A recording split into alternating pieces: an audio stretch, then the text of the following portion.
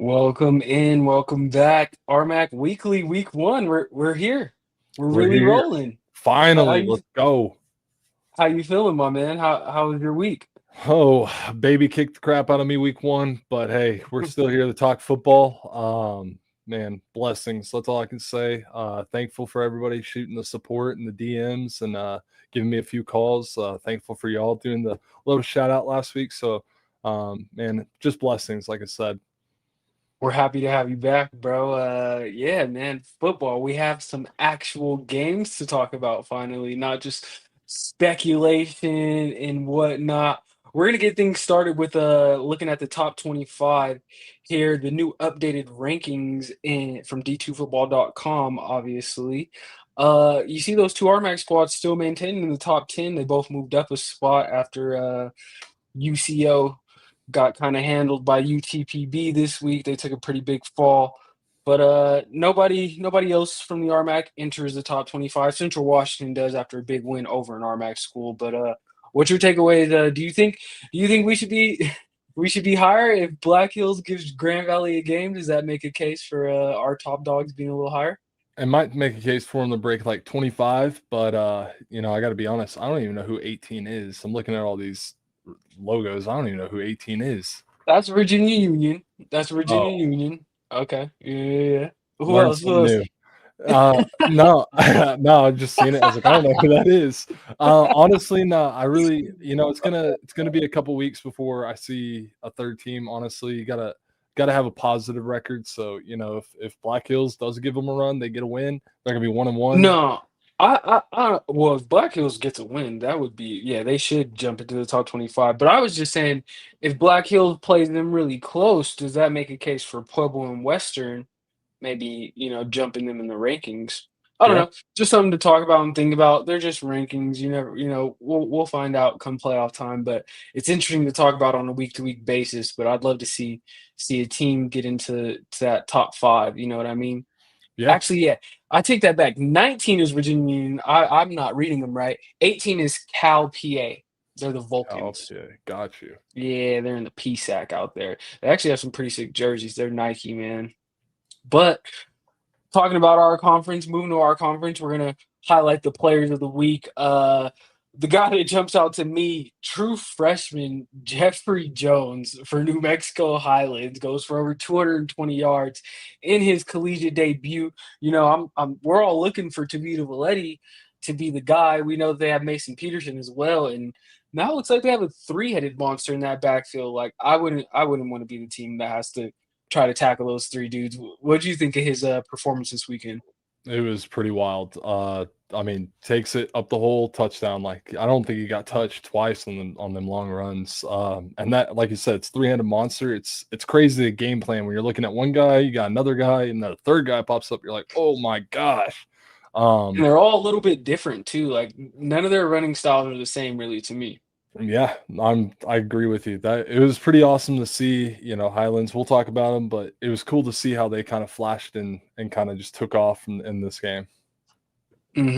Well, we got our defensive player of the year. Kind of, we were talking about this in our preseason preview about how we thought this year would be a little bit different from on the defensive side. The leadership role for as long as we've been involved in the RMAC, dating back to the 2010s, it's been a defensive back. We thought that it would be different this year, but in game one, what do you know? It's in safety. Like, I know this has to make you proud. Yeah, without a doubt, it's the legacy that falls by CSU-Pueblo, and it's awesome to see. I got to talk a little bit with Daniel Bone about the kid, and I think he's going to fit that role perfectly. And it kind of showed out when stats show that you're on the leaderboard right there, and you get the call, the conference shout out the first week. You just got to keep stacking them now. But I was impressed with how he played. That was a big time turnover and a big time touchdown. And then last but definitely not least, we got Solomon Moon. In a defeat, still gets the special teams player of the week. Was booming the ball out of there, and he got to punt a lot because Mesa struggled offensively. So he did his job. You don't want to see your punter punting a lot, but if you're put in that position, might as well do it to the best of your ability. You know what I mean? Yep. Like we talked about the other day, you don't ever it's bad when you're cheering for a punt, but Sully out there hit some good ones and put the defense in great positions all throughout the game. Mm-hmm. Well, we want to get to the highlights immediately. Like I said, we've been dying for games. We're gonna jump right into them. We kick things off at CSU-Pueblo, taking on SD Mines, and what do you know? Reggie Rhett's last. He gets cleared for eligibility, and right away he's catching touchdown passes. Nothing really surprising there. The defense for CSU-Pueblo, all over it. This is the pack defense that I'm used to seeing, swarming the quarterback all over him. We don't have the video here, but little Caden Rulo, defense player of the week, had actually had a strip sack that was returned. This wasn't returned. I think if this was returned, because this was early in the game, it was in the first quarter, this could have made this somewhat of a game. On the ensuing drive, they missed this field goal here, and they ended up getting shut out. That was their best opportunity to score. Really wish he could have scooped that just to see how interesting this was. What do you think about this guy, man? He's a tank, dude. He is a tank. Took like 6 guys to tackle him on that one. We got Roman Fuller punching it in. Coach Vio, he's gonna be happy with with things with the call for the touchdown. Get this last one, just the DD play, another safety, Peyton Shaw, making plays, picking things off. This pack team really looks like they're focused and ready to go. And I wouldn't want to be on the other end of a team like that. Like, I was very impressed. What about yourself? I gotta say they did look slowed when they first kicked off. It was a little slow game for him. A guy that's not going to get his name thrown up on here. Zach Wachowski definitely kept them in the game, made some good plays, keep them get the gears oiled up, and then they took off from there. Russell Patton's a dog. I tried to recruit him when I was coaching. Ended up going to Pueblo, which I'm not going to be upset about that at the end of the day. But it was a good game to see, especially when you go out against a team that you really don't know who you're facing. I believe they only returned like 6 starters, and in that it's a roster type game. You're going to see a couple different guys, different positions, normally where they're not at. So you got to give a shout out to the coaches on game planning. On it, it's not about the face, it's the uniform, and preparing the players. But at the end of the day, I would like to see more than 8 points in the first quarter, especially if you're CSU Pueblo, you're a high ranked team. You're going against a team that's still trying to figure out their own identity. But the good things of it, right? They came out 1-0, 43-0. That's huge on the defensive side when you can hold a team to 0 points. You keep taking that on to the next game. I thought Roman Fuller looked really good. That connection with Reggie looked really solid. Defensively, like you said, they were swarming around. Caden Rulo making plays. Wish we had the touchdown because it was funny because Rulo's over there. I don't even think he knew that he forced the fumble. He just was happy he got the sack. He's all celebrating, giving the football flex and looks over and he's taking off. Yep. So it was a good game, for CSU Pueblo, but it's kind of one of those like stab in the chest for South Dakota. You're excited to get your first couple plays of somebody who's stepping in and it doesn't go the way you are or way you wanted. But it gives South Dakota something to build on. Like we said, we're week 0 was last year. You had no game film, you had nothing to coach on. Now you're playing somebody else. They're gonna bounce back. They're gonna have some plays this year. They're gonna finally get that chemistry built up, and it's only gonna be something new for them. I think kind of what you were saying with SD Mines there at the end applies to CSU Pueblo. It was week 1. It was their first game for them too. There's always going to be a little kinks. It's never going to look as good as it looks like about week 5 when you're really in the throes of it. So I think they were really impressive. That first drive coming out, hitting a strike to Reggie, just establishing and letting everybody know he's back. We're back. We're doing this again. I was impressed. I think the defense was tenacious. They were flying to the ball. I think you saw how talented and how much depth they were. Like, we didn't have video of it, but Jonathan Gonzalez gets a pick playing some safety back there, the local kid from Pueblo. I think they're ready to go. I think they handled business. It may not have been as pretty right away, but 43-0 is 43-0. Shutout's tough. I don't know. I'm not sure. I think they said their last one was in 2023, 2022. They're hard to get. So They got a big game next week. We'll get to it next, but we're gonna move on to our next game. We got some more video.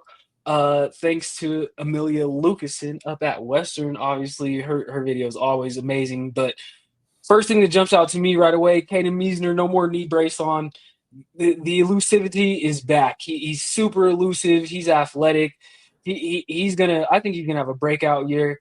Then this defense, K. Stu, he was injured last year. He doesn't get the sack there, but you see the pressure it causes.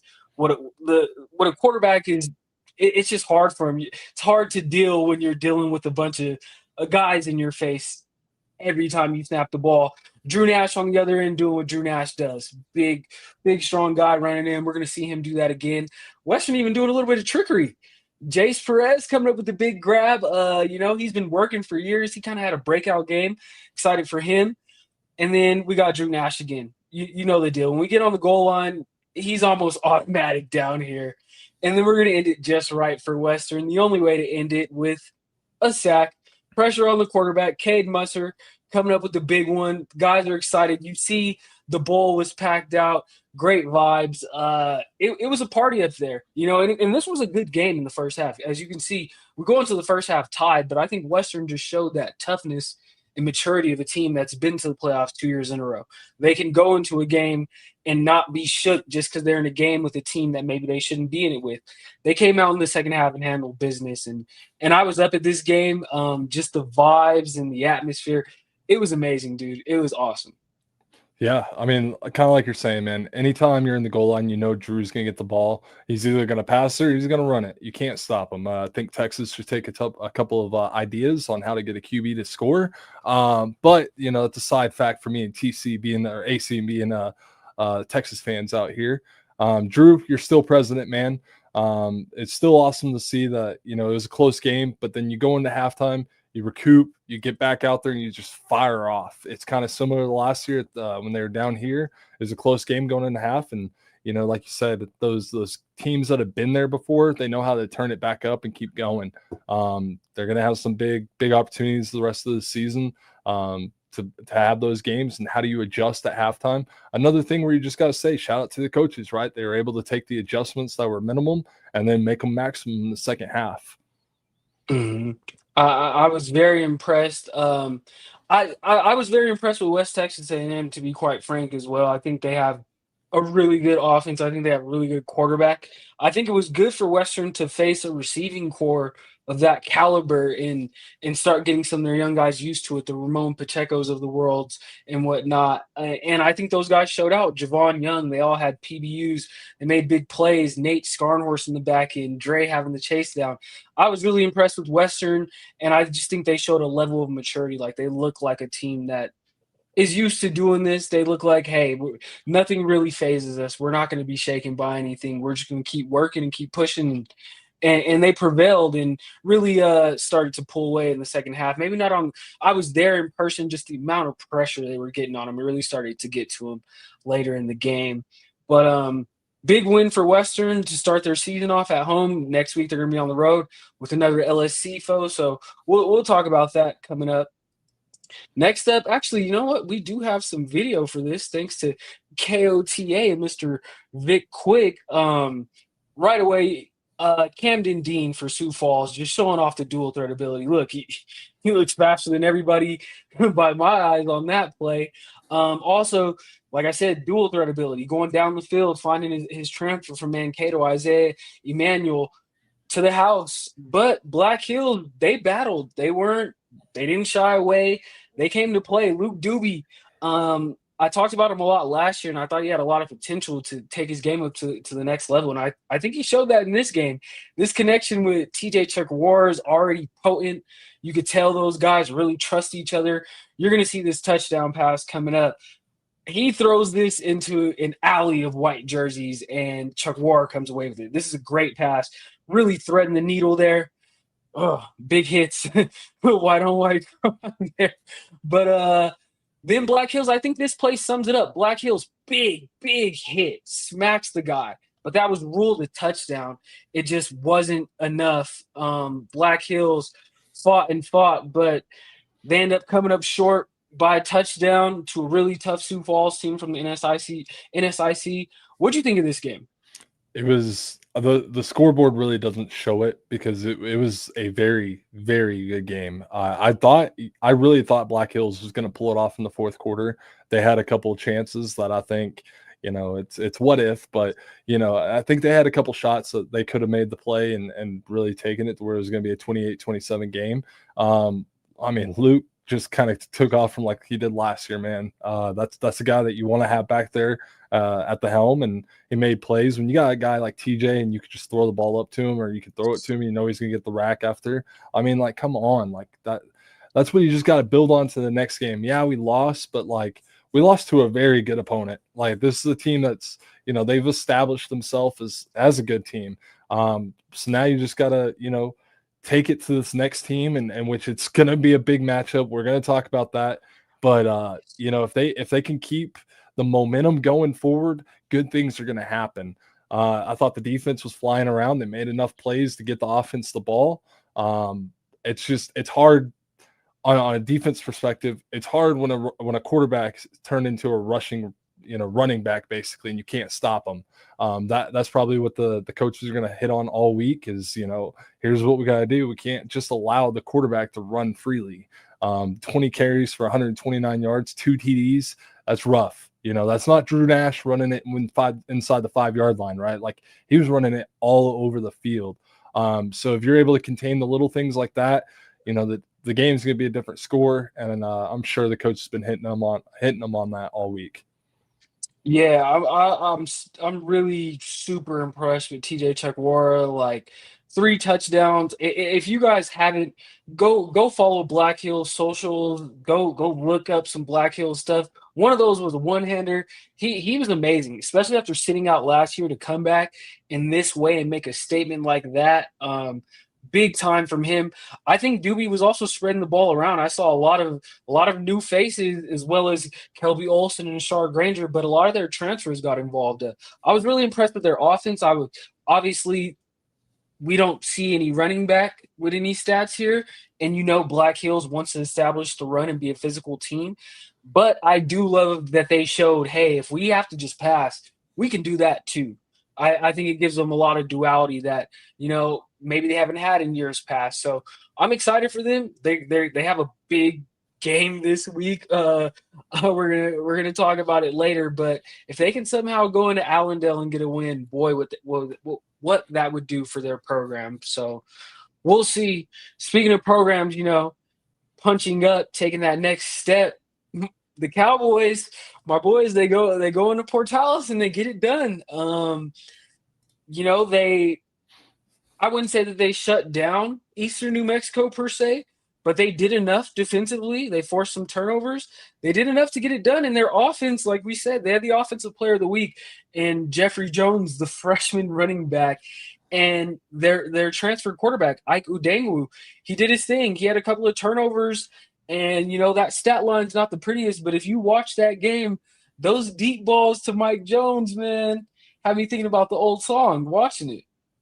Yeah. I mean, I kind of the same thing. I mean, like we said, 281-330-8204. Call Mike Jones. And Man. it was crazy, bro. I mean, like, Mike looked like he was running like a 4.2 out there. I mean, that we gotta get a 40 out there on this kid, because it was insane how much yardage he had of separation from the DBs. And like I said, you were also hyped on New Mexico Highlands. Really is the battle of the trenches. That old line looked amazing. The times that Jeffrey Jones got open, I don't think he got touched twice. Like, and 2 of those touchdowns, I think he just boom gone. And that's awesome. He can do it. The things to build on though, I really want to see Ike take a couple carries, man. You're a big boy. You're a big body. Go get some yards, man. He had a couple opportunities and it just looked like he wanted to get rid of it or go down, not take the hit. You're a big body, man. Go make a play. But it's awesome when you got 2 studs. It doesn't matter. And honestly, he's got more than 2. We've talked about he's got the 3-headed hydra back there that you can run it with anybody. It could be anybody's week.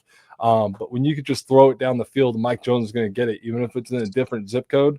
That's a different type of game for you. Man, the amount of big plays they had on offense, like they had at least like 3 50-yard touchdowns. Like talk about explosive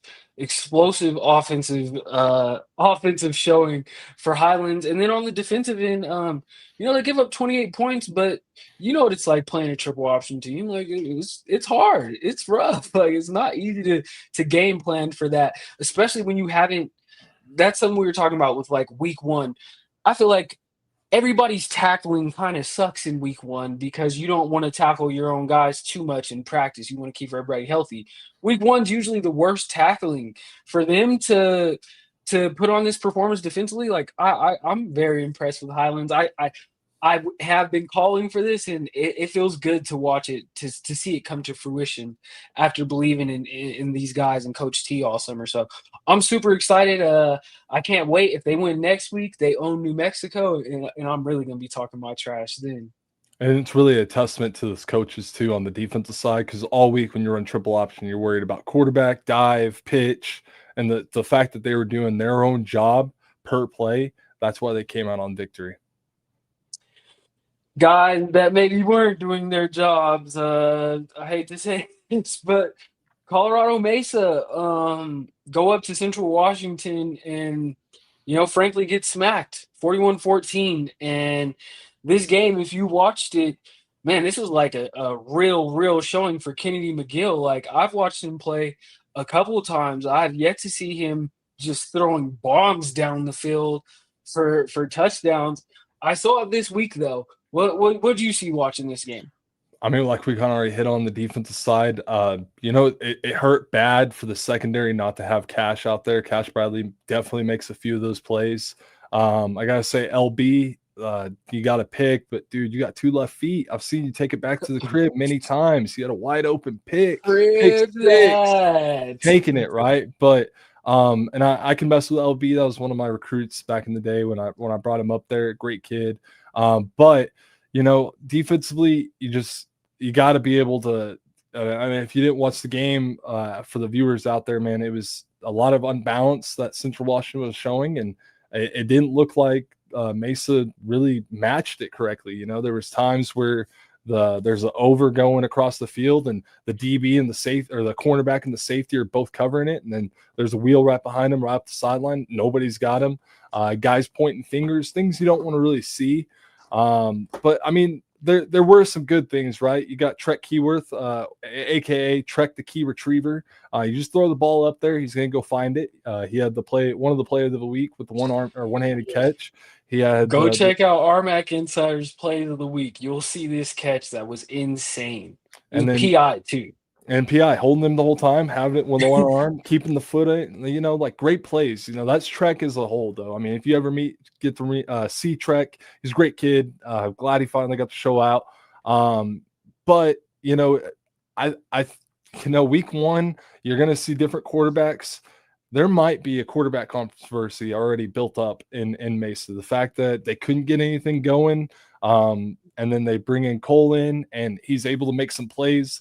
It's kind of interesting what we see for week two, but it's also a hard thing to, as an offense, when you have more penalty yards on the offensive line than you have rushing yards. That kills you. That kills any momentum that you have. So definitely want to see Coach Wick I know he's taking some accountability this week, and I know he's laid into those guys to do the right thing every play. But it's just a little disappointing to see that from these guys when they're not freshmen and sophomores anymore. They're juniors now. Like yeah, and they're not just like any old juniors that like have waited their time to play. They've started like 20 plus games. Like, come on, man. Like, I'm not gonna lie, that was a very, very disappointing effort for Mesa as a whole to start the season. Like, I picked them to win this game last week. I cannot believe that.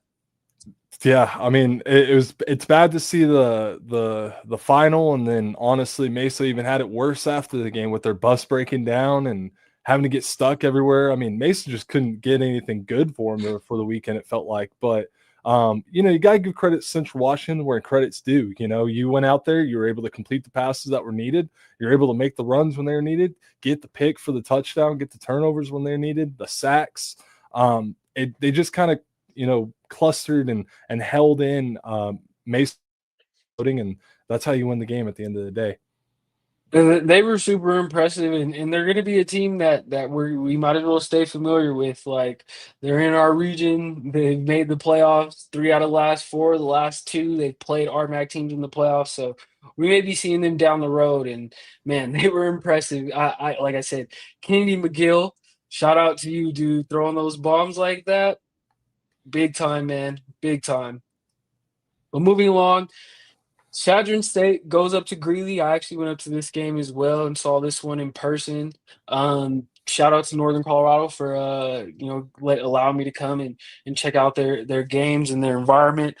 Looking at it from Shadron's perspective, it's kind of just the same old Shadron to me. Great defense. Only giving up 17 points to an FCS foe that was bigger and stronger than you, I think is super impressive. But offensively, what's really frustrating about this is they outgain them in yards. They make it into the red zone 4 or 5 times and come away with 1 field goal. Like if they could just score the ball, it could be a pretty decent team. Their defense deserves for them to be a better team. Like when I was playing, if we only give up 17 points, I expect us to win the game. That's not that much. In college, I don't believe so. So I don't know. What was your takeaway from this one? Very similar. I thought, I really liked watching DJ Ralph back there. I thought he made some great plays. Tommy back there making the greater plays. That But catch up the sideline. yep. But at the end of the day, you got to score. The 2 missed field goals in the first half that hurt. Got to give a shout out though to the special teams coach on probably seeing something in the film to call that fake field goal and get it done. But you got to score. You can't go a fake and then show up 3 plays later and kick a field goal and then miss the field goal, right? I really think the rain delay made a big kind of impact on the game as well, because it felt like Shadron kind of had them worn out a little bit, and then you get that time to settle back down, and Northern's able to start getting them players in. They had the depth, and that's kind of what it came down to, is more depth. But I really, again, if you hit 2 of the field goals, it's a 9-17 game. Actually, it's 9-14 game. You're feeling a little bit better where you're at, and it's just hard, man. When you sit in there, you're like, man, we're doing everything right. We just can't score. It kills you on the backside. And I do think Shadron is going to be a good team, not an amazing team, not a team that we need to like say, hey, they're winning the Natty, but they're going to get some eyes, and they're going to get some respect from a lot of these RMAC teams. Especially because they're able to play. They're able to play physical. They're able to keep the game pretty marginable. And again, like you said, 17 points against an FCS team is pretty good, right? Like, I mean, you go in there and you're expecting to try to keep it close or at least get a minimum win, but 17 points is almost kind of like saying you hold them to a 0-point game if you're playing D2. Like that's really good. Yeah, I was really impressed with them defensively, as I am every year. This has been the story with them, for a little spell of time now, where their defense is consistently top in the conference, and points per game, and just how physically dominant they are. You know what it's like playing Shadron? Like, bring your lunch pail when you go and play them. Yeah. They're coming to hit. Yep. I think they just got to figure. I don't know what they need to do. Maybe get creative, run a trick play in the red zone, but something. Maybe start throwing up some jump balls to Tommy in the end zone, in the red zone area, instead of just throwing it up to him up the sidelines. Like I seen him go up high and get a ball. Like I got a great picture of it this weekend, and I don't know. I was just, it was frustrating to be there. To be there watching it, because I'm walking up the sidelines and I'm like, dude, you guys are so close. Just one big play and you'll bust this right open.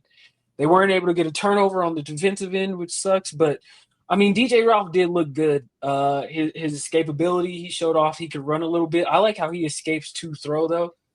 He was really good, and he just looks cool. Lefties are awesome. Just the way they do things are different.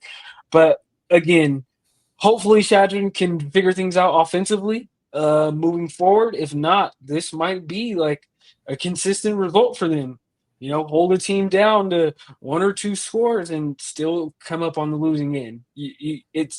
I couldn't imagine playing on a team like that. That would really drive me crazy.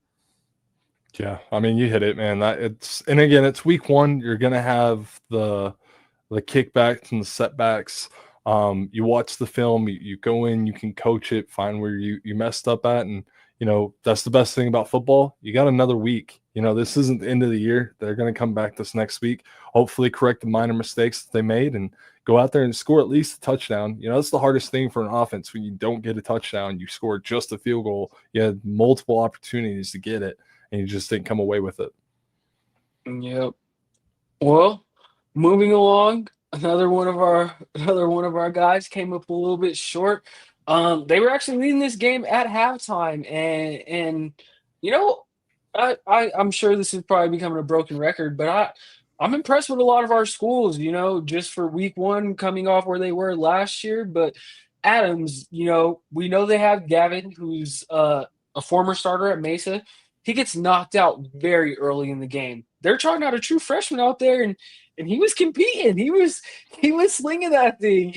He threw a couple of touchdowns. He obviously had some turnovers, which is kind of expected. Jumping from high school to college, the speed of the game, the caliber of athlete is just a lot different. But I think they did well. What do you think of Adams in the beginning of the Coach Gallus era? Kind of like you said, I mean, I do think this game's completely different, and Gavin's still at the quarterback. It hurts, I think it was play 4 or 5 that he goes down with the shoulder. It was a great play too. He Amazing. scrambles, throws it like he was 1 for 1 for 30 yards, threw a dot on the sideline. Like, oh man, sorry, but And that's what's hard, man. Like football's a non-forgiving game, right? It could be any play, any time. The next man's got to step up. And honestly, Tyson Smith, you love that. It's true freshman coming in, not scared to sling it. There probably were some jitters when he first came in, shaking of the hands. But I mean, at the end of the day, when you have 2 picks and 2 touchdowns, that means you went out there and tried. You went out there and threw the ball and expected one of your guys to make the play. I thought Giovanni Ribalta, as I believe is how you say it, had a great game. He's going that to be back somebody. shoulder. Yes, it's going to be something that we're going to be looking forward to in the coming weeks. I do think now that Tyson kind of if it is going Tyson for in the future now, he's going to have a little bit of experience under him. He's going to get some reps with the ones. He's going to get that chemistry built. You're going forward. If Gavin comes back in eventually, you have a chance to win the games with Gavin. He just makes the plays. He opens up your field, opens up the play calls, and that was kind of what I was happy to see with Adams. Is even though they were getting punched in the face, they were still standing back up. Defense still looked like defense. It looked, I guarantee this week they worked on tackling drills every period because the tackling was awful. It was one guy expecting the next guy to make the play, or just missing the tackle, and you can't have that happen. There was one tackle that was really nice, though. I know you saw that sack. Oh yeah, I mean when you have an open sack, it's different. But when the ball is out in the field, man, you got to be able to make a play, and that was where they were struggling. No, I hear you. I Um, hear you. but you also got to give a shout out to Western New Mexico. I was texting you. I didn't know Connor Ackerley was a redshirt freshman. The way he played was actually incredible, and that's another thing. Week 1, or actually week 0, you don't know who you're going against. It's a faceless opponent, and I'm not sure they were expecting to see this kid come out and sling it how he did. But now you have the film, you go forward, you're able to make a play, you're able to change the game. And I really want to see Tyson Smith just stay back there and stay confident. Keep slinging it, young kid. Good things happen when you throw the ball. Bad things happen when you hold on to it for too long. I think they can grow a lot from this. If you look at the scoreboard up top, heading into the fourth, they're still up 1 point. How do you win the fourth quarter? How do you get that extra, little bit of whatever you need to make it happen in the fourth? I think it was still a pretty impressive performance coming from where they were last year, like the last time we saw them play, to now. They look like a whole new team. So I'm excited to see what they can do moving forward, and we'll see. I mean, talk about Black Hills having a rough game next week after what we saw from UTPB. They're coming to town. That's not going to be fun. Not at Right. all. Not fun. Not fun times in Durango at all. They lose to William Jewell. Stonewalker gets knocked out of the game early, so we're playing the QB carousel like we have so many times for Fort Lewis, and they kind of get handled. Lose by 20 points on their home field to start the season. What'd you see?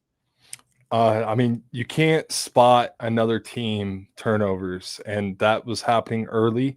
The defense came out and reacted, and honestly, I'm going to give out a real shout out to the defense because it sucks when you get your water, you're on the sideline, and you hear turnover, and you're like, oh my gosh, I just sat down, and it felt like every time the defense came on the field, they were back on the field, and most of the time, William Jewell actually had the ball in like a positive territory or right at midfield. So the score could have been way worse than what it was. So you do have to give a shout out to the defense for how they came back and made the plays. But on offensive side, these are guys that are year 3, year 4, fifth year seniors. You got to make the plays. It doesn't matter who's the quarterback at that point. You still got to run your route. You still got to make the catch. I thought it was kind of hard for Jacob when he came in to try to throw the ball, and it felt like the scheme kind of got a little bit bland for him. Late in the game, he had a couple of receivers wide open, but that pressure was right in his face that he was just getting rid of it. And it's hard. It's really hard to win games again when you're spotting the other team as many turnovers as you are. You just want to, again, you don't want to see injuries at all in the game. It's a part of it. But you hope Stonewalker comes back. It looked like an ankle injury. Don't know the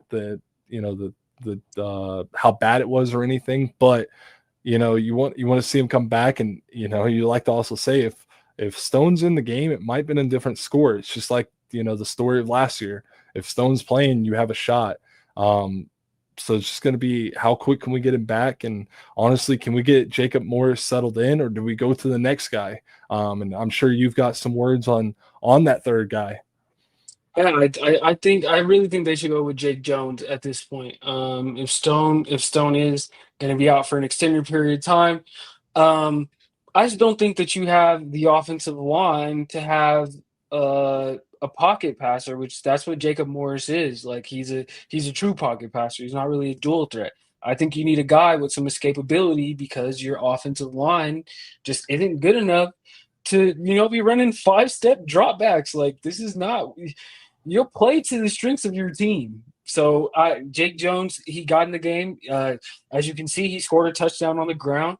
I'd like to see him get to start next week if Stone's not playing. But regardless, disappointing effort from Fort Lewis. You got all the momentum of last season. You think another off season of them getting to lift and just growing. Like you said, a lot of these guys are in year 3, and I want to say this is Coach Cox's first set of seniors from when he first got there. That freshman class, they're seniors now. Just like, I want to see more. I want to see more. And maybe that's asking for a lot from Fort Lewis, but I don't think it is. Like, come on, what are we doing? Especially just the defense. Like, if you look at the stats too, like, I think they did a lot. I think they did well as far as they didn't give up a bunch of yards, like you said. William Jewell had a lot of good field position a lot of the time, and it's tough. It's tough when they don't have far to go to score. So I don't know. I just overall I'm really disappointed because I was super excited for Fort Lewis heading in this year, just like you were, and this is just not the result I wanted to see. Even if they were to have lost, have it be a close game, have it go down to the wire. You only put up 14 and give up 34 on your home field. It's a little bit disappointing for me. Yep. But we get to move on to next week. We get to wash that away, wipe all those games away. We got new games to talk about. The big one starting on Thursday night. We got the Thursday. We gotta give Pueblo a nickname because their Thursday night. They were last week Thursday, this Thursday, and their next Thursday again. Yeah, they own Thursdays, I guess. But they're welcoming Fort Hays, MIAA foe. That's going to be a huge game. Let's just jump right into it. That's the big one. Fort Hays coming off a loss to Angelo State, reigning LSC champion. So they didn't lose to any slouch, but they did lose on their home field. Coming into Pueblo, this is going to be my first taste of the MIAA up close. I'm super excited for this game. Yeah, I mean, Fort Hays, they just played Angelo, like you said. Angelo has a great DB group, and that's similar to what Pueblo has. Pueblo has a great DB group. So if you want to see the win, on their side of things, you got to be able to pass the ball, and I don't really see that happening with how Pueblo played. With Pueblo, you can't start slow. You cannot start slow on a team like this, especially in that conference. They're used to being brutal football. You got to go fast, and you got to be able to put the points up. I do see, at the end of the day, I do see Pueblo winning this game, but you got to be able to show up and make the plays when the plays are counted. I So, like I said, this is gonna be my first time seeing DMIAA up close and in person. So, I could be wrong about this, but just based on last week and how they performed against Angelo, mind you, Angelo does have a really good quarterback, Harlan Hill finalist, and Braden Hogan, and he showed out in that game. But I think Roman Fuller is one of the most underrated, non-talked about quarterbacks in the nation. He didn't start all last year, so I don't think his stats are up there for people to know who he is. But you've watched him enough; he can sling it, and he has his guy back. So, seeing how they played last week and taking into account what Pueblo looked like in their first game, like that connection between Reggie and Roman off rip in week one, they had 2 touchdowns. Like we didn't have video of the second touchdown, but they had another one. I think Pueblo's going to win, and I think they win by at least 2 scores. I could see this game playing out, though, very similar to how West Texas and Western was last week. Where in the first half, it's a real battle, but in the second half, Pueblo pulls away and wins by 2 scores. That's actually going to be my prediction. This is gonna be a banger. Like I'm driving out to this game tomorrow because I'm super excited to see it under the lights. And anybody that is watching, if you can get out to Pueblo, come out, come pack the Thunderbolt out. Let's show the MIAA how the Armac gets down. Pueblo's wearing those baby blues. Like, let's pack this thing out and let's have a time tomorrow night. Also, tomorrow night, out in your neck of the woods, we got Mines going down to West Texas. West Texas coming off a hard fought loss to an Armac Power in Western Colorado. Mine's coming off 8-3 is really good for a lot of teams, but for their standards, a down year. How do you think mine shows up in game one? Like, do you think the fact that they didn't have a week 0 game and West Texas has kind of like bloodied themselves already? Do you think that plays a factor in this one? I think it's gonna show in a couple points, but it's mines being mines. You don't get the week one jitters out of you, and so mines I'm sure is gonna have a couple penalties or a couple plays that don't go their way, and it's just because they haven't played the game. I'm gonna try. We talked about this. I'm gonna try to be out there with the new baby and stuff. We don't know, but I'm excited. I am excited to see how this kind of works out because, again, last week we watched West Texas play one of the top 3 teams that how we see in the RMAC, and it was a great game until it turned into a not so great game, right? So it comes down to West Texas if they're able to control the passing game that Mines usually has, then this game could be a lot closer than people are thinking. I think the key for Mines is to take the mental errors and minimize them as much as they can, which that's Mines football in general. They're smart. They're going to do their job every play, but you can't let the little ones hurt you big time, right? You can't have the false starts or any picks or turnovers or anything like that, especially against a team that's already went and played a game and figured out where they can fix their errors from. I do think this is going to be a shootout. I actually have mines only, it's probably going to be a 1 point game, or I mean 1 score game. Is kind of where I see it as. But again, anything can happen any week. But this is a first game for mine, so it's exciting to see who comes out at the quarterback or who we got. I know we talked about Landon Walker last week. We want to see him getting the ball. Do you give the kid 30 carries? Do you give him 5 carries? Do you throw the ball 400 times? Do you throw the ball 20 times, right? So again, just another game, exciting. It's going to be a regional game for the Armac and LSC. So you want to see one of your teams, an extra team, get put into the playoffs. This is the game that matters. Mm-hmm. I think one of our viewers, Wesley Nason, he's been coming with the fire all night. He hit it right on the head. He says, "Mine's comes down to the QB." I think we all know that's like the elephant in the room. Is the quarterback play going to be to the level that we're used to? Can Joseph Capra, who I'm assuming will be the starter, and I could be wrong, but that's who I'm assuming to be the starter. I don't have any two deeps, but if Capra is the starter, he's shown that he's very athletic and has dual threat ability. But is he ready to play in big time games, in big time environments like this? We're gonna find out. Canyon's gonna be lit, I would imagine. There's gonna be a huge game for them, right? You think they're gonna have this one packed out?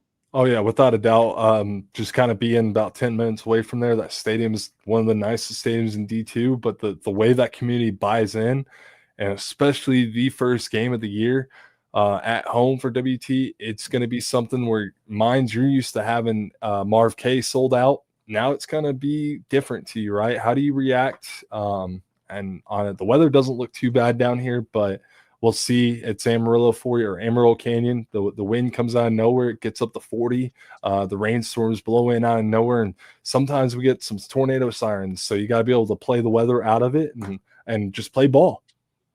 I'm super excited to see that West Texas A&M receiving core. Like, I'm excited to see Jackson Zimmerman match up with some of these guys. Like, I've seen Jackson and Drew battle before. Like, I've seen them go at it. I've seen Trevin and Jackson last year were just going at it. I'm like I said, I was really impressed with West Texas A&M. I think their quarterback is the real deal. I think this is going to be a banger of a game. I still haven't picked this right now. Like, I'm talking to myself in my head, trying to pick it.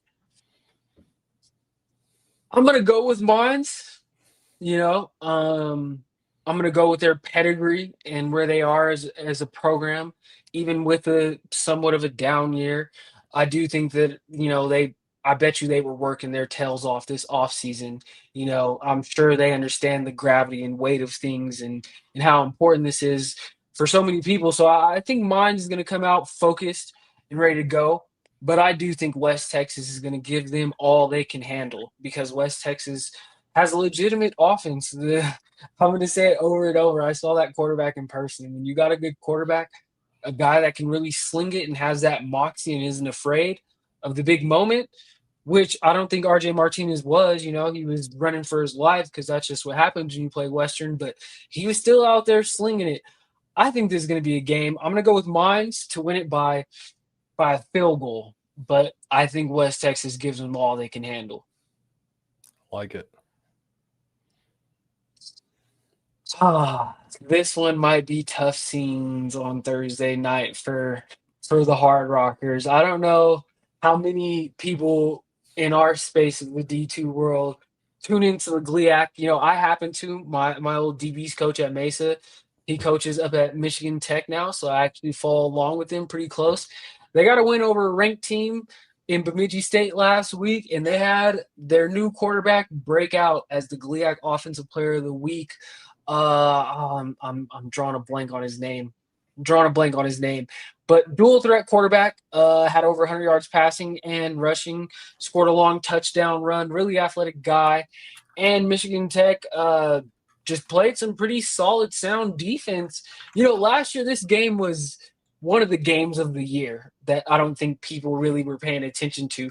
It might have been, yeah, it was a week one tilt last year too, but it was up at Michigan Tech. It went into, I want to say, 4 or 5 overtimes, if I'm not mistaken. Uh, Amazing game last year.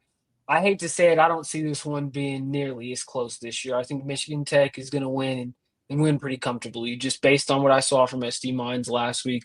They look like a young team with a bunch of guys that are, getting their first real time, their real like feet wet playing. And, they made some plays, but I think they got a lot of growing pains. I think this is going to be like a growing season for SD Mines. So I'm picking Michigan Tech to win by at least 10 points. Yeah, you kind of hit it. Alex Bruno, I can't really figure it out. I kind of typed it up, I forgot his name too, but he looked like a stud, man. I mean, when the few plays I got to watch, he could run, he could throw. I mean, there was no stopping them. And when you watch SD Mines in the week one, you couldn't really, do that later in the game. They were close in the beginning, right? So if you're able to get the turnovers, you're able to score on them. Maybe it's a different game. But I really don't see this being that close of a game. It's a battle of the Techs, and I think Michigan Tech just has the better roster. They've got a few players that are actually coming back, and have the experience. Again, you only had 6 guys return last year for South Dakota, and now you have a bunch of them that get one game, but it doesn't really testify to a bunch of guys who've played a full season or things like that. I don't think it's going to be. I'm just going to go out of the limb and say probably Michigan Tech plus 14 points. But it could be a little surprise. South Dakota could come out with something we didn't see this previous week and shock the world. Kind of similar how Michigan Tech shocked Bemidji last week, a team that we're familiar with. But again, I think it's going to be something hard to do. They have a big test in front of them, and if they're able to do it, South Dakota, you'll get some more love next week. And that's kind of what we say. If you want to get love, you got to win the big games, right? So it's kind of a chance right here. Show out, and we'll get you it. Make the most of the opportunity. Everybody's getting an opportunity on Saturday. We finally got a full slate of games. Let's just jump right into them. This is the big one for Saturday. Black Hills going up to Allendale, Michigan to play in Luber's Stadium at Grand Valley, perennial D2 power. You've played there before, if I'm not mistaken. Yeah, that was the coolest stadium I've ever played in my life. The student section being on both sides, it feels like you're just being surrounded by sound waves. At one point, I felt like I was looking at the field sideways and my visor was shaking. It's going to be something new to you for Black Hills because the biggest kind of sellouts that we get are our Pueblo, Mines, Western. They don't even come close to what Grand Valley has. And so I think it's going to be something where you got to see the offense go out there and make the plays. And if they can make the plays, then this game is going to be a shootout. But you got to be able to hold, your defense. You cannot give up 448 yards this week. You will not have a chance against Grand Valley if you give up more than 300 yards, honestly. So it's kind of be the test of the defense. Can you get them off the field, get your offense some more opportunities? You want to see Luke Doobie go out there and be himself, make some plays, either if that's on the field or in the air or on the ground. Maybe we get some more touchdowns from TJ. They're going to need them. Yeah, they're going to need them. They're going to need at least 5 from him this week if we want to really have a true shot.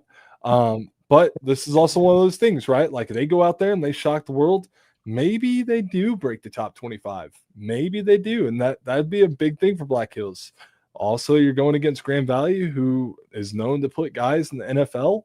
And that's long line of them. Yes. And so that's kind of something where, I honestly, if I will tell all of our viewers, if you have not watched the Grand Valley game, this is going to be a good one to watch because it's incredible to see the atmosphere at a D2 level that Grand Valley has. They're bought in that building, and it sucks to say that I don't see it being that close to the game unless Black Hills comes out and makes the plays they need to make. Well, I think looking at the stats from week one, Black Hills, like I was saying, love what Luke Doobie in the wideout room was able to do through the air, but you got to get that ground game going. 58 yards. If Grand Valley doesn't have to worry about the run at all and can just pin their ears back, it might be a long day for Mr. Doobie. As impressive as he looked last week, I do think Grand Valley is definitely a step above even a Sioux Falls. So this is going to be tough sledding. Credit to Coach Bresky and the guys for scheduling this way. Really trying to test themselves and see what they're made of. I applaud that, but I don't see them going into Lubers and getting a win. I can see them, if Chekwara on drive one, if they get the ball first and Chekwara can go score, can catch a bomb, maybe they have Grand Valley off their feet and they can keep it close for a half or so. But I just think Grand Valley is going to have too much depth. They're going to be too big and physical for Black Hills to withstand for 4 quarters. So I'm taking Grand Valley, and I think um, I don't know that I don't see them blowing them out, but I see them winning by more than one touchdown. I got more than probably 3 touchdowns, if I'm being honest, More but than 3 touch. I'm being I I'm being hope not. friendly. I'm being friendly and honest, but again, Black I'm thinking Hills. maybe 14, but Black Hills, I don't know. Because Grand Valley, like, they like to run the ball too, they're gonna play ball control. Like, it's not like there's some super explosive, let's just score 60 points. You know what I mean? Like, if Black Hills can make it a rough and tough affair, like the scoreboard may be closer than the actual game is, you know. Black Hills, if anything, to just try to get out of here healthy. Just try to get out of this game healthy. Yep. You've Yep. had a rough slate against two very physical teams to start your season. So I don't envy the guys at all. Yeah. And again, like I said, it's a tough place to play at. You got to be able to take, the crowd and not be able to look at them and just play football. But it's hard to do that in that stadium. Moving on, we got Western Colorado taking on Midwestern State down in Texas. What part is this? It's not San Angelo. What part? Where's Midwestern at? Wichita Falls, I believe. Wichita Falls. Yeah, if I'm correct. Honestly, I never, when I was in high school and stuff, I got like a letter from them, and they weren't even in my top choices. I didn't ever look at them. But I They think used it's to be pretty storied back in the day. Like when you were in high school, like they had a player, like we played them back at Mesa, had a game going to overtime with them, but they were pretty good. Like I want to say they won the LSC at least one of the times while I was in school, but they've had some down years, as of recently, and starting their season 0-1, that's unfortunate for them. It's not going to be any easier playing Western Colorado. Uh, How do you see these? I'll just get it out the way. I think Western wins by 2 scores. Uh, this is a team from the LSC though, so I know they're gonna have some athletes. I could see them maybe making a play or two early in the game, but Western's just gonna be too much. Just the physicality, that defensive front. I don't see Midwestern being able to overcome that. So I got Western winning by at least 2 scores. very similar. I think Mr. President's going to go down there, have another 5-game touchdown or 5-touchdown game, and it's not going to be too close. But you also, you got to be able to lower your scoring down, or defensive scoring. You can't give up 28 points against a team like this. You want to probably get closer to 5-7, probably 7-3. That'd be a great game for them. So this is going to be a test for the defense to kind of get their stats right. But I think Mr. Drew Nash is going to go down there, at least have 5 touchdowns, either in the air or on the ground. And it's not going to be a close game as long as they don't go into half as close as they did against West Texas. So we're in agreement there. We both got Western winning pretty handily. I'm interested to hear. I'm gonna let you go first because I know how impressed you are with this Western New Mexico quarterback, Ackerley, and I mean he has a great receiver in Deuce Zimmerman, first team All SC last year, had 100 yards this past week. Do you think the boys down in New Mexico can get it done? Well, I'll tell you this. I think a New Mexico team is going to win. I don't know which one right off the bat, but I've got the faith in New Mexico Highlands. They are going against a completely different offense of what they just went against. You go against triple option, and now you go against a team that kind of does both ways. The quarterback, like you said, for Western New Mexico is a stud. In the past, New Mexico Highlands has kind of given up a bunch of passing yards already. So you don't want to see that happen. You don't like. I know their rush defense is kind of high, but you went against a team that ran the ball as many times as they do a game. You're going to see that.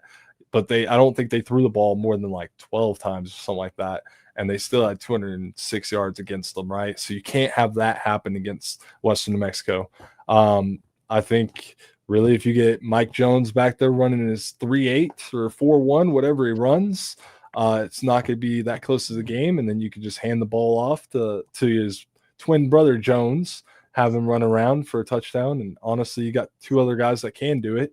I do see Highlands probably winning this. It's going to be a lot closer than probably what you're thinking, but I've probably got this about 3 to 7 point game in the favor of New Mexico Highlands. But like I said, at the end of the day, I'm right because I think New Mexico is going to win the game. Is it going to be closer though? Like you said, Western New Mexico is a more traditional offense. You're going to have a quarterback, playing regular quarterback, not trying to figure out where the ball is every play. I think Highlands defense might look better against a regular offense, not having to game plan for the triple option and all the responsibilities and discipline it takes to play a team like that.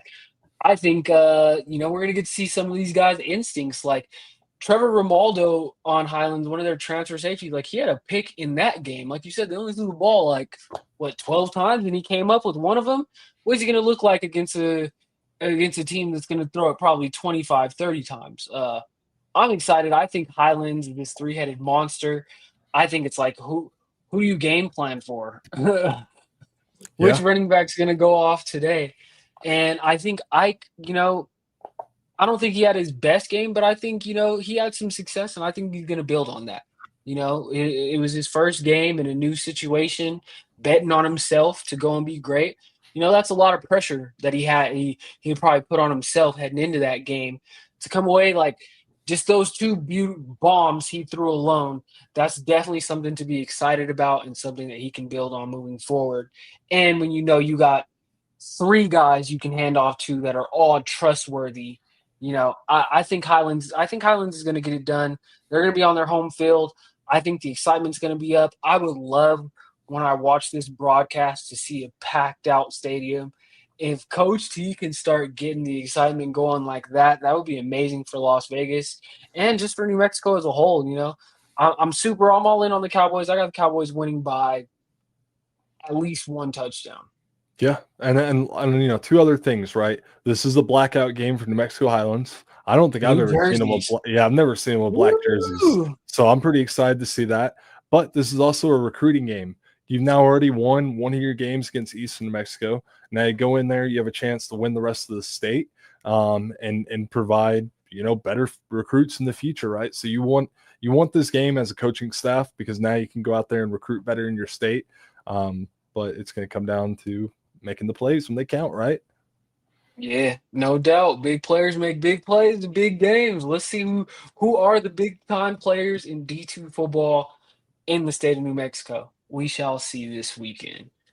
Um, hey, we got another in-state battle. Not the same conference, former conference foes. Kearney used to be over here with us, but Shadron and Kearney, this is going to be a good one. Both teams play good defense.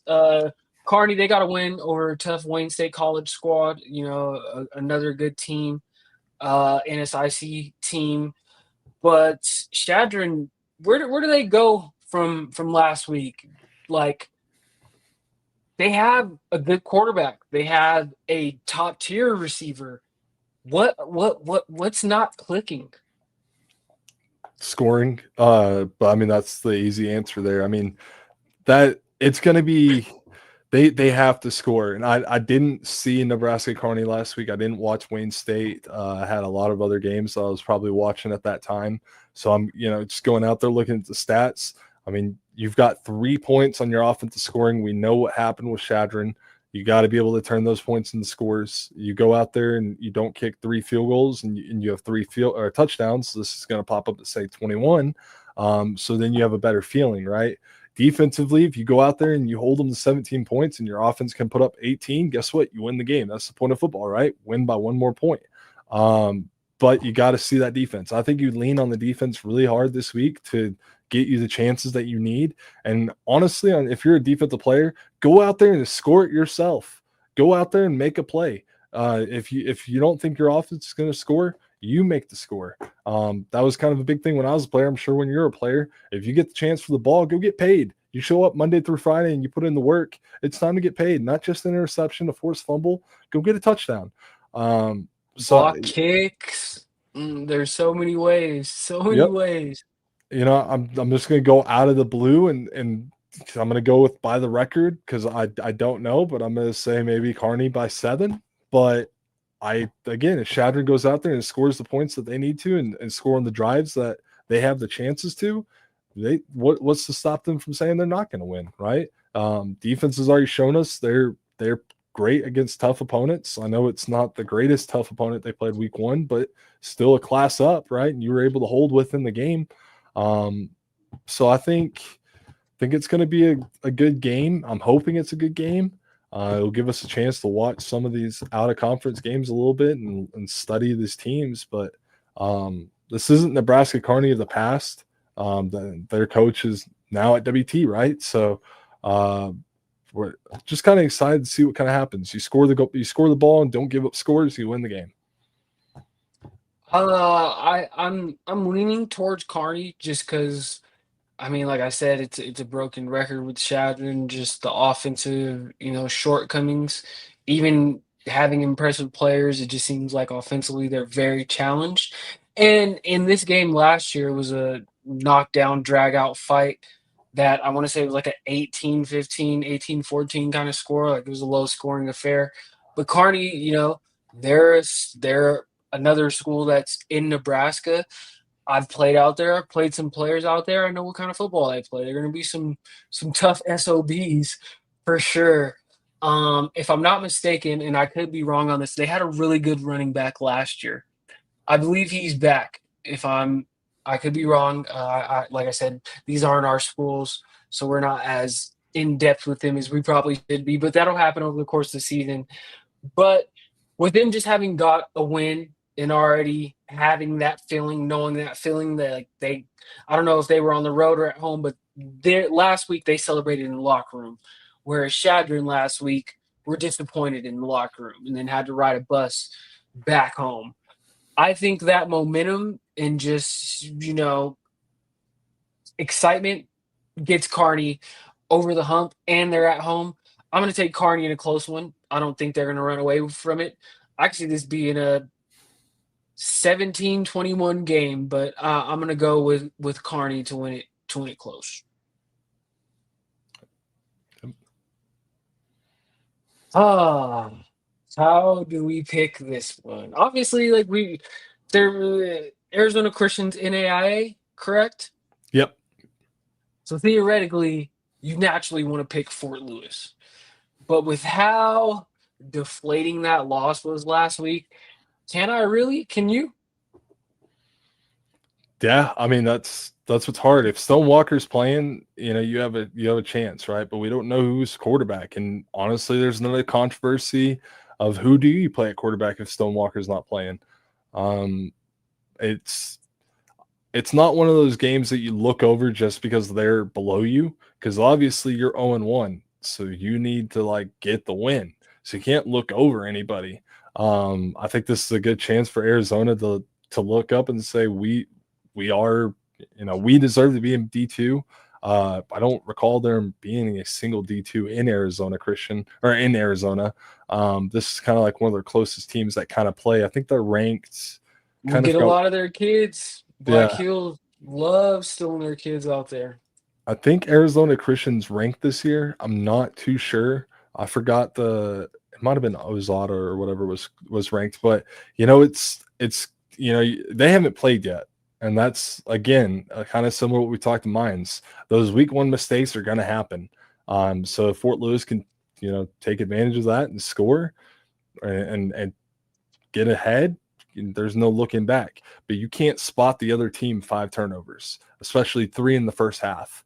You got to be able to go out there and fire on all the cylinders. I look to probably the O-line taking the challenge of last week. You got kicked in the butt a few times. Now, how do you return it? How do you return back the fire? And do you get the run game going? Do you give your quarterback a little bit more chances to throw it? Defensively, you went already out there last week and you made a lot of plays. You were able to stand against the wall and give the ball back, but you want to see them score now. You want to see the defense go out there and make some plays. So it's kind of a testament to Fort Lewis. How do you want your season to look? Do you want to start out 0-2, having a loss to an NAIA? Do you want to be 1-1? I know it's NAIA, but at least we've won a game. We're back in the win column. We're back to 500. What do you want your season to look like? I'm going to go out there and say Fort Lewis by 3. I think I'm right there with you. I think it's going to be a closer game than it probably should be.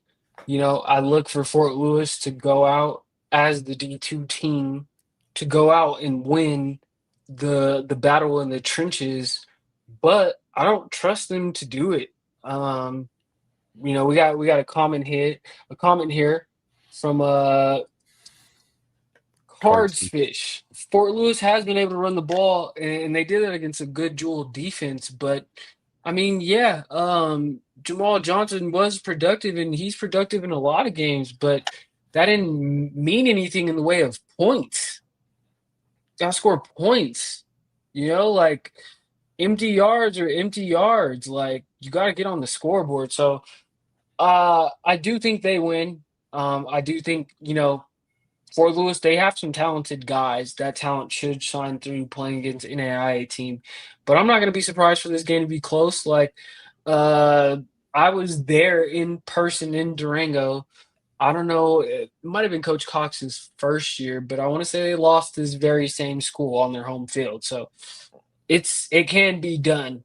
We would love to see Stone back, but if not, I mean, Armac Insider actually wouldn't. He got Fort Lewis by a mile and thinks they should rest Stone. But I don't know. I don't know. We shall see.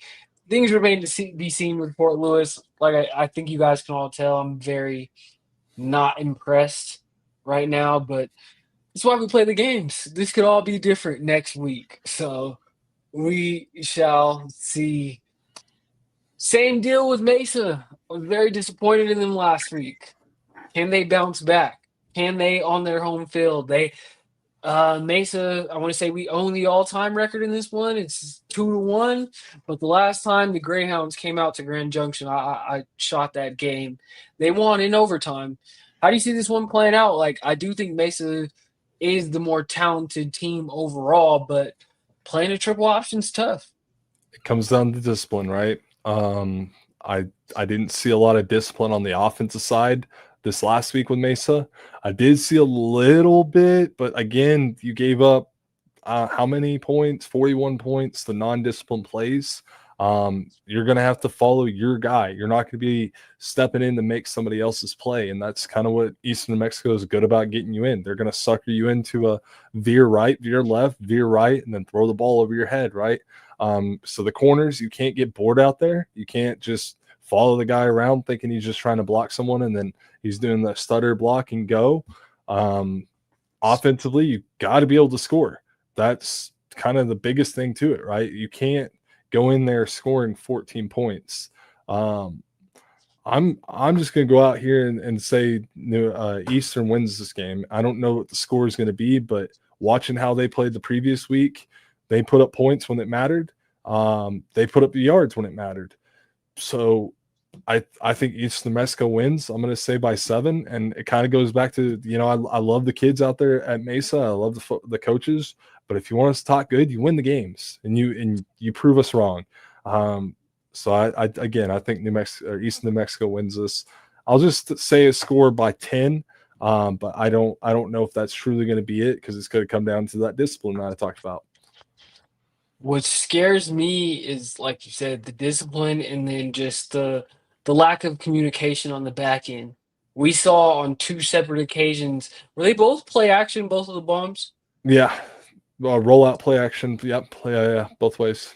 Terrible, terrible eyes, corners looking in the backfield, not filling the guys all up in their cushion, just literally letting guys just run by you up the sideline and then looking at the safety like you guys arguing with each other. Like, that scares me because playing this triple option team, obviously you're going to be all locked in on the run. That's going to be like, we got to stop the run, we got to stop the run, we got to stop the run. But if you watched that Eastern New Mexico game last week, their quarterback that came in second, Chad Regal, and ended up finishing the game, he can sling it. And this is the kind of team they lull you to sleep. They run it, 3 drives in a row with no pass. And then the one time oh, you're expecting it to just be another sweep, and you go to do your job on the running back, and the tight end's actually going up the hash. Like, if it was happening against a traditional offense in play action, what's it going to be like against a triple option? So I'm really scared. I don't want to pick against Mesa, especially not on their home field in their home opener. But I do think Eastern New Mexico, their defense is going to come to play. They're going to have DBs that are going to come to compete. They got a couple good guys in their front seven, the Corteri brothers. I got Eastern New Mexico winning a close one too in Grand Junction. I got them winning by less than a touchdown. I don't know if they get a safety. I don't know if it's 2 points, 1 point, but less than a touchdown. But I got Eastern New Mexico getting it done in Grand Junction as well. Ah, man, I feel so bad for the Grizzlies. This isn't fair. You Yeah, think this is fair? I don't. Based on this last week that we watched, the relationship we both kind of have with Coach McCullough over at UTBB. He was surprised on how they did last week against what was UNC UCO number 3, I think previously number 3 Two. or number 2. Yeah, so it's gonna. I want to give Adams some credit. I don't think you're there in year one to kind of hang around with a team like this. UTPB comes out, they don't look over this opponent. It's not going to be a close game. I think the spread is like 35 points, something like that. Like, I don't think it's gonna be that much, but I think the spread's already been set that it's like plus 35. Like, it's a rough thing to look at. I just feel so bad, a freshman quarterback about to play a team like UTPB that's going to be big and mean and talking trash and in your face. Like, if you've been around UTPB or seen them play, like, that's going to be a lot for a freshman quarterback, for a freshman kid to have to deal with. Like, he's a kid from Colorado. He played at Cherokee Trail. Like, this isn't playing at Stutler Bowl. Like, you've played Cherry Creek, but this is about to be a whole new beast. So, like, I really feel bad for the Grizzlies. I don't think this one's gonna be close. I got UTPB by 21 at least. Yeah, I'm gonna follow your path there. I'm gonna say it's gonna probably be about 24, 28 points. Honestly, though, I would like to see the quarterback not flash his eyes and just throw the ball like he did last week. It doesn't matter if you have 2 touchdowns, 3 picks. Throw the ball, give your guys a chance. Don't be the one holding it back there and getting creamed by this D line that's coming at you. These guys are very good. Past 3 years, they've got 2 LSC champions. They got a great linebacker, Tristan Exline. He just won. I want to say he won national for us D2 Defensive Player of the Week. Like, they got all conference corner in July. Like, man, UTPB is no joke, dude. And we called it. Here, since we are talking about UTPB, we should gas up a little. I was saying UTPB all last week over UCO. Yeah. So I felt vindicated, and I just believe in what Coach McCullough is doing. I think that 16 ranking's honestly probably too low for how good they actually are. They just haven't had the chance to prove it against, they haven't had enough big games to climb their way up the rankings, but I think they're one of the best teams in the nation. So rough sledding for Adams. Don't feel too good about their chances for this weekend. But hey, that's all the games we got. Before we get out of here, we definitely want to thank the people that provided video for us. Mr. Vic Quick at KOTA, he's a legend in the Dakotas for his coverage on sports throughout the years. The middle there, Amelia Lucasen up at Western. She is just, her video is top tier, top of the line. Can't thank her enough for all she does for us in our podcast and helping it have the visual aspects. And then Corey Roldan over at KKTV here in Colorado Springs near me. Very thankful that he was able to give us some video, and hopefully he's going to more Pueblo games so we can have stuff all season. But that's all we got for this week. Super exciting. I can't wait to see the results. that West Texas Mine game, honestly, in my mind, is probably going to be the biggest one because that's going to give us, it's going to tell us a lot about Mines and just where they stand. Like, are they rebuilding or did they reload this offseason? And I'm very interested to find that out. Yeah, I'm excited for that game too. Again, I'm gonna try to get out there. I know we're both gonna be at games, so it's gonna be cool if we both are. Kind of get some shots out. Um, I want to say one shout out or one thing to the guys out there. If you're at a school that we're not able to show you the film, send us some clips, send us things so we can talk about your school. We want to be able to provide things for your program, your campus, your academics. That's the reason we do this. It's free publicity for you and your school. So send us the videos. Even if it's 30 seconds, we're able to show what your school has or what your team can do. So, I mean, me and AC, we're not hard to find on Twitter. We talk too much a little bit. But, Me, a lot of it. yeah, I'm a sideline coach. I'll comment every game. I think I watched over 72 football games this weekend. So it's only going to get even more now with the NFL kicking off. Go Cowboys tomorrow. Bad hat. Nah. I don't want to hear that. We don't want to hear that on this podcast. But yeah, so again, just give us some videos. Reach out to us. We'd love to talk to everybody. We're easy guys to talk to. But If appreciate you you, know of a AC. videographer at your school, tell them, hey, I know some guys do a podcast. They'd love to have your stuff. And, for the videographers out here, like, this is a platform for you to grow your stuff. Like, yeah, we'd love to have it. Yes, sir. Well, hey, that's all we got for tonight. Thank you guys. Thanks everybody for tuning in. Everybody in the comments, we appreciate it.